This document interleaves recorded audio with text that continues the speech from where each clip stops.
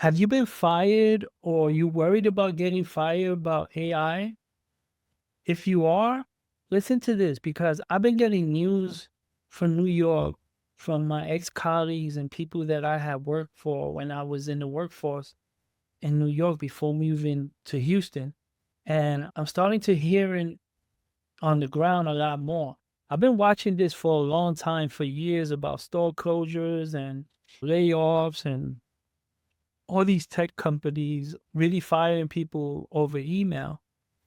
But now it's starting to hit home, at least to the people that are close to me. And a lot of them are like me, they Gen X. So a lot of them feel that they have been aged out the market. Some of them are 55, 58, 60 years old.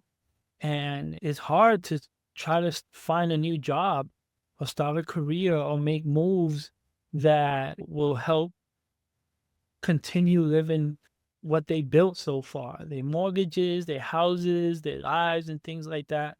And it's really, I shouldn't say shocking, but it is really like putting my eyes on this a little closer. Nobody's talking about the real losers in these AI layoffs. This is what's happening to Gen X right now. They're not at the bottom, they're not at the top. They're somewhere in the middle where companies can remove them the fastest.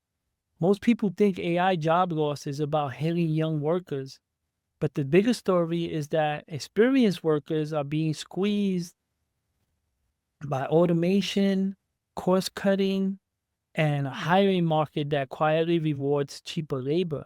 And for Gen X, that pressure is brutal. They're old enough to get labeled hard to train, expensive enough to be cut, and young enough to be denied retirement security. The first problem isn't AI, it's salary. So Gen X has spent decades climbing the wage ladder, building experience and becoming reliable operators. That sounds like an advantage until a company wants to shrink payroll fast. Then experience becomes expensive and expensive become vulnerable. This is where the value equation breaks. Employers want the outcome, but not the time or cost attached to a seasoned worker. So they start favoring younger hires who may cost less, ask for less, and seem more adaptable on paper. That's the hidden belief shift. This is not about performance, it's about what people think they're buying when they hire. Gen X is often seen as too expensive before they're even seen as capable. This is exactly where AI becomes the accelerant because it let companies do more with fewer people faster than traditional reconstruction ever could. AI doesn't just replace tasks, it changes the economics of keeping experienced staff. Losing the job is painful. Re-entering the market can be worse. A lot of Gen X workers don't just face layoff, they face a rebranding problem. Hiring managers may assume they're resistant to change, not current on tech, or too locked into higher pay expectations. That creates a trap. The more experience you have, the more likely someone is to call you overqualified. And that is often code for we think you cost too much or you won't fit our younger culture. So the real epiphany is this. Gen X isn't only competing on skill, they're competing against a story the market tells about them before the interview even starts. That's why so many strong candidates get filtered out before they can demonstrate value. AI worsens this because applicant tracking systems, automated screenings, and culture fit shortcuts make it easier to reject someone on thin signals instead of real capability. The machine doesn't need to hate you, it just needs to sort you out efficiently. And here's the part most people miss. AI can hurt Gen X, or it could save them. AI is not only a threat. In the right hands, it becomes a leverage tool that helps experienced workers package their judgment, speed up output, and compete at a higher level. The problem is most people use AI as a toy, not as a system. They dabble instead of redesigning their work around it. So they never change the economics that actually matter. That's where the story turns. Gen X already knows how to solve problems, manage complexity, and carry institutional memory.